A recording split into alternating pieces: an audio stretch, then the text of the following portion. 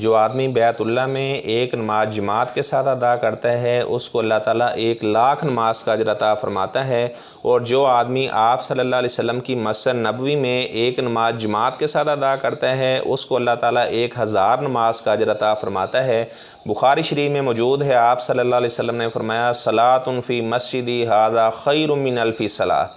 اس طرح جو آدمی بیت المقدس میں 2 رکعات ادا کرتا ہے، یہ مسند بزار میں صحیح سند سے موجود ہے، اس کو اللہ تعالیٰ 500 نمازوں کا اجر عطا فرماتے ہیں۔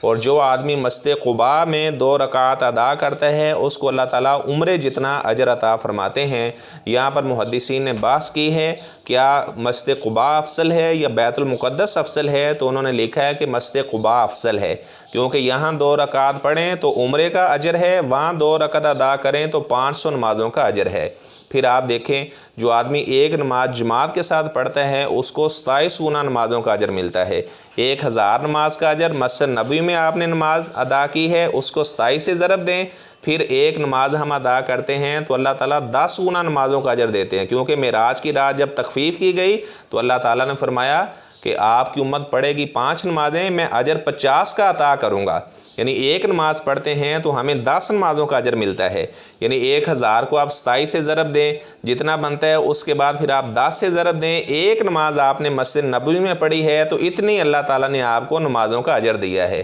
اسی طرح بیت اللہ میں ایک نماز ادا کی ہے، 1,00,000 نمازوں کا اجر اللہ تعالیٰ نے دیا ہے، 27 سے ضرب دیں 27 لاکھ بنی، 27 لاکھ کو آپ 10 کے ساتھ ضرب دیں، اتنی اللہ تعالیٰ رحمت کرتا ہے، کرم کرتا ہے۔ اللہ تعالیٰ ہمیں توفیق عطا فرمائے، اللہ تعالیٰ حرمین شریفین میں ہمیں بار بار جانے کی توفیق عطا فرمائے۔ یہ جو وبا پھیلی ہوئی ہے اللہ تعالیٰ کے گھر بند ہیں، اللہ تعالیٰ اس وبا کو اٹھا لے،